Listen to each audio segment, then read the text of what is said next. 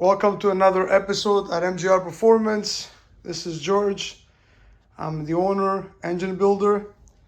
For the ones that don't know my shop, we have 2,500 square feet regular mechanic section, and we have another 1,800 square feet for the high performance chassis dyno, hot tying, milling, CK10 honing machine, etc., etc. 600 flow bench. I do all my own porting and all that stuff. Today's episode, I'm gonna talk about this engine right here. But first, I'm gonna give an update on the 2,000 horsepower small block Chevy twin turbo deal. I got my MLX head gaskets in. I decided to reface the cylinder heads and do a valve job because I installed the head on and I did a leak down, and I had a little bit of a leak down on one of the intake valves. So I say, you know what, I'm not taking any chances. Take the heads apart, valve job, reface. I want to make sure it's 110% good. The heads were perfectly straight. The seats were good. The valves locked in properly. For whatever reason, one of the valves had a small leak. Maybe there was, I don't know. Maybe the valve is a little bit out of round because I did not reface the valves. Everything looked good. So I'm taking everything apart. I'm redoing the valve job, milling the heads, the whole thing.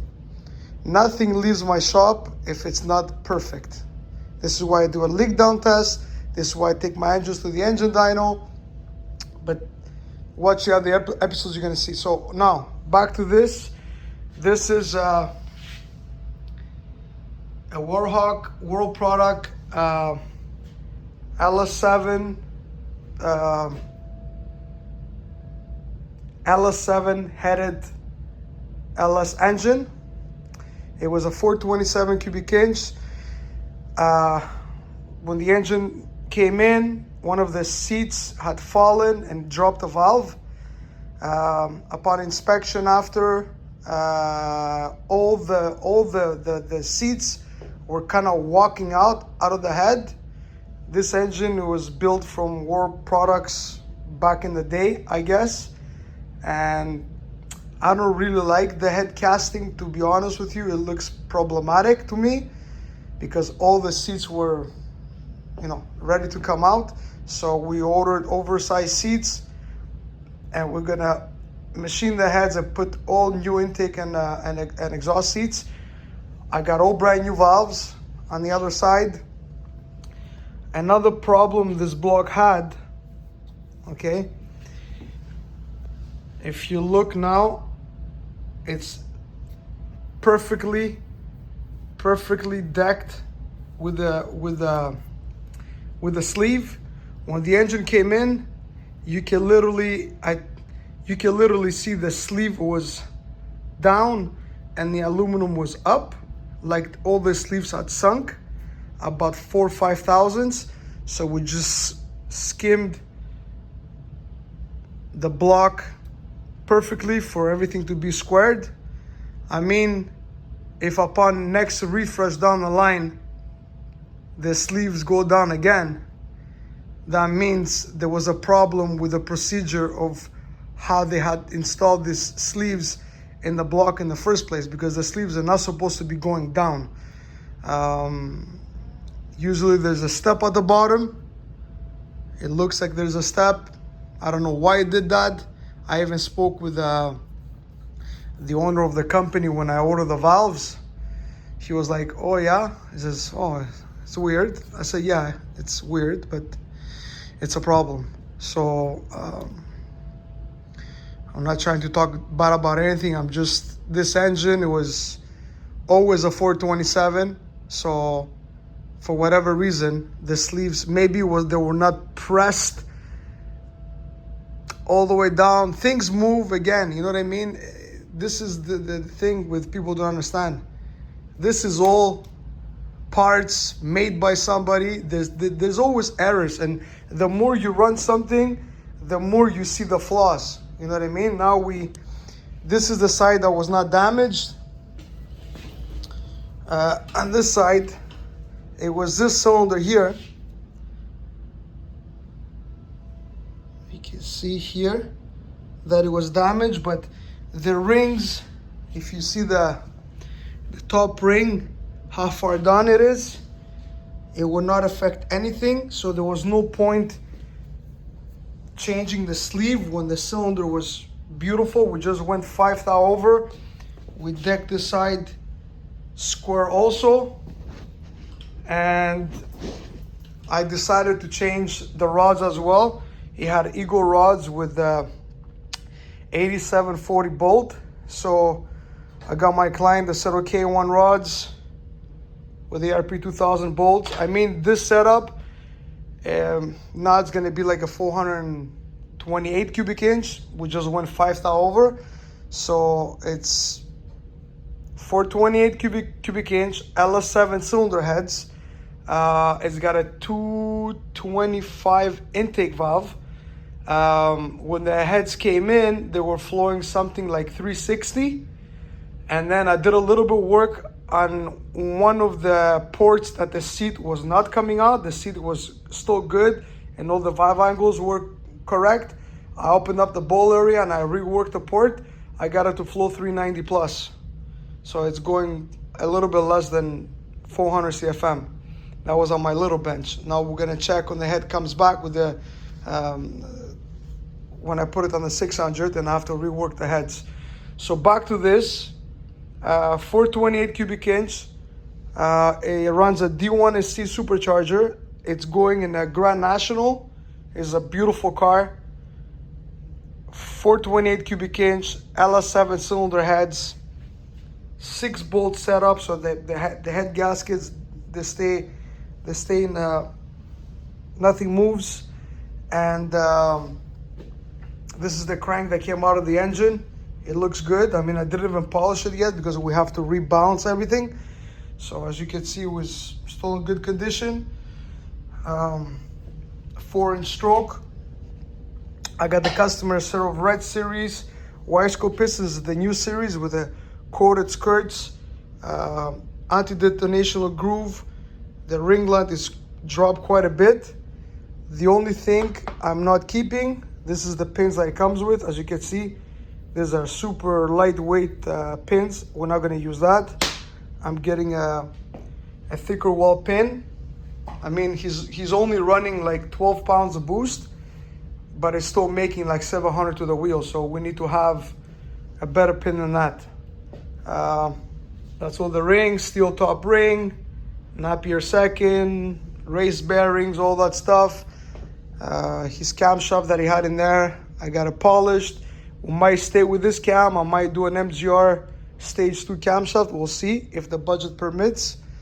I mean, if the specs are not too bad, I'm not gonna make the client spend money for no reason. So right now, I'm in the process of, I've already double bore gauge. You can see the little line here. All my housings, they're within 1/10 of a thou. The crank measures good. I'm gonna put the bearings in the mains, set up my clearances.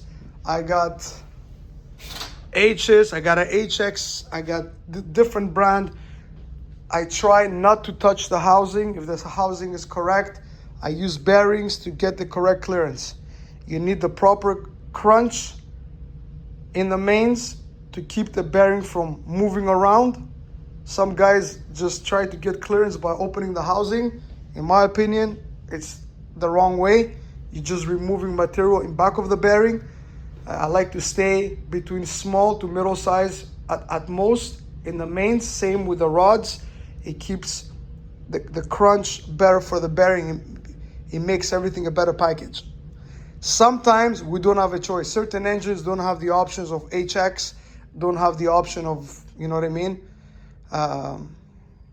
So you work with what you got.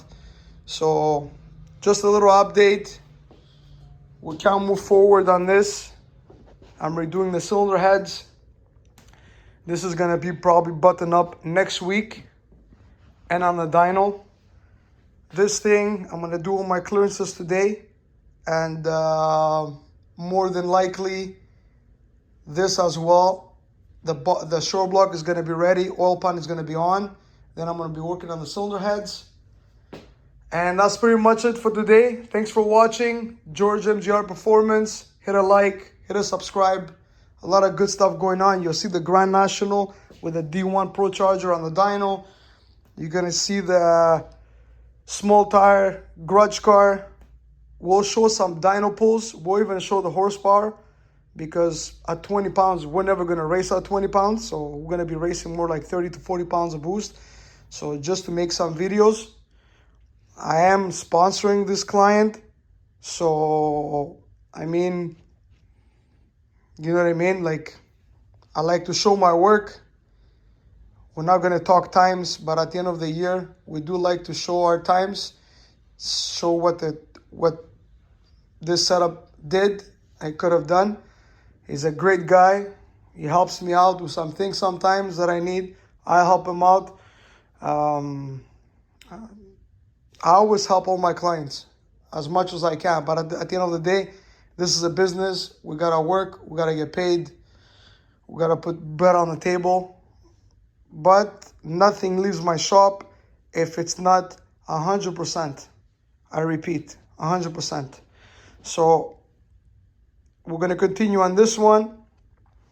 Today I'm going to work on that, set everything up, all my clearances. Then I like to put the crank in, one rod, one piston, just to make sure where I'm at the height of the, if I'm zero deck, if I'm below deck. With my calculations, we should be at zero deck with the compression height that I got and everything. But this block came in already machined in my shop. I'm hoping it was never decked. You know what I mean? So we're going to see all that soon. And I'll show you the drift engine. The customer does not want to take it to the dyno. This is the drift engine. I finished it up. I did all the accessories. As I finished the engine and I did all the extra work as a sponsorship. I help him out a little bit too. The kid has I don't know, 100,000 followers on Instagram. His name is Jay the Drifter. He's 15 years old. Obviously, he's not the one paying. It's the father sponsoring the car. Everything, I put the intake on for them. I put all the coils, all the brackets, even the ground they had for the alternator. The only thing I didn't put was the mounts, because I don't like the bolts they have. They should get shorter bolts. The bolts are way too long for no reason. And on top of that, probably they need to lower the engine and then put them on, so better to keep them on the side. And they told me they had an issue with the pulleys. It was throwing out belts, but the best of my capability of looking it by the eye, it looks good. So I don't have a laser alignment tool, so I can't really help them that much when it comes to that. I can only do so much. So thanks for watching, guys. George MGR Performance. I really want to get to this car. I want to put my bigger turbo on and do some more work. At least I want to clean the car. It's been sitting, it's all dusty. And I really can't find the time to work on my car. Between clients, cars, and my kids, I have 3 boys and they play sports. And there's games every weekend. This weekend we gotta go bring some new machines that I bought for the shop. So I really can't find the time to work on my car. I don't know how other shops do it. They work on their cars and they're always racing their cars and they're always going to the track. I mean, all my customers are always ready. I'm not the one that's never ready, because I never put myself in front of my customers. I put my customers in front. So I'd rather have my customer ready and I can wait. You know what I mean? And to be honest with you, I've been doing this for so many years. I kind of lost the drive to work till midnight and 1 o'clock and 2 o'clock in the morning on my own car. If it's for a client, I'll do it. For me, I'd rather go see my kids, to be honest. George MGR Performance, thanks for watching. More videos to come up. Much appreciated.